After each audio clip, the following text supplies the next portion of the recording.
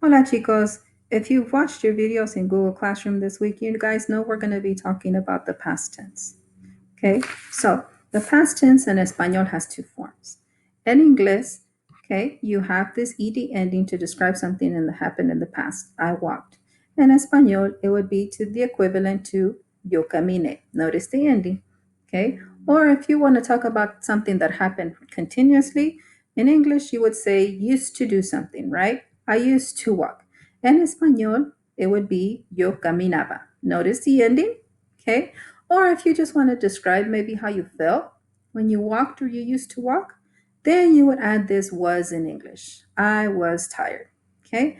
En español, it would be yo estaba cansada. Notice the ending. Okay. Estaba comes from estar. Remember estar to be location and emotion. Okay. Yo estaba cansada. So, two types of past tense in español would be pretérito and imperfecto. Now, Preterito. Preterito talks about something that happened in the past, but is done and over with. It has a beginning and an end. That would be your ed endings in English. I walked. Okay. It's also going to give you a specific time in the past. I walked. I walked when? Yesterday. Yo caminé. Yo caminé. ¿Cuándo? Ayer. So, pretérito is going to give you, like I said, a specific date, and it's going to describe an action that is done and completed in the past. That would be the equivalent of your ed endings in English. Imperfecto. Imperfecto is going to be describing or explaining three things in the past.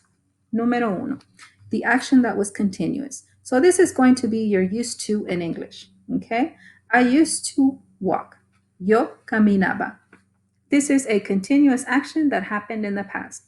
Número dos, it's going to describe some kind of background information. Okay. When I was a little girl, cuando era niña. I'm not specifically telling you something that happened, I'm just telling you some kind of details of the past. And número tres, it's going to describe an action that was going on when something else interrupted it.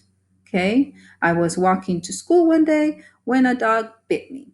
Okay, estaba caminando a la escuela cuando un perro me mordió.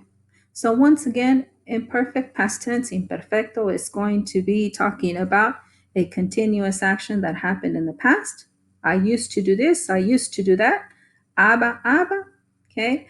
Número dos, it's going to describe some kind of background information when I was a little girl.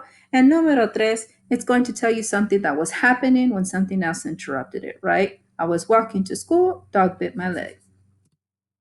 Now, before you write and before you talk about the past, okay, you need to ask yourself a couple questions. Número uno, is there an action?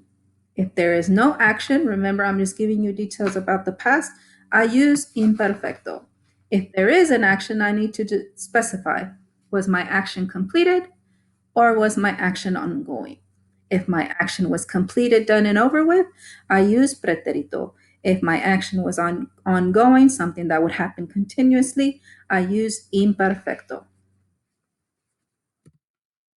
Okay, now these are just the endings of preterito. Remember, this is the equivalent of your ed endings in English. Okay, so preterito would be the action that is done and completed.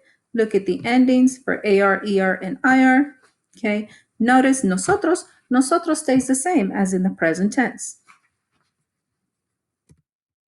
And these are your endings for imperfect past tense, imperfecto, for your AR, ER, and IR verbs.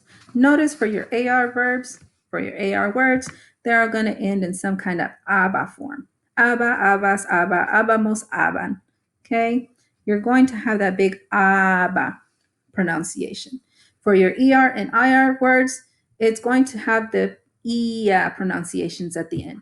Ia, ias, ia, iamos, and ian. Okay, notice for the ER and IR verbs, we've already seen these. Remember when we were talking about Argentina?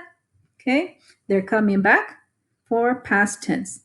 Bueno, chicos, hope this explanation helps. If no, it's short and sweet, but you can always go back to this video, pause and play as many times as you want. Que tengan un buen día. Adiós.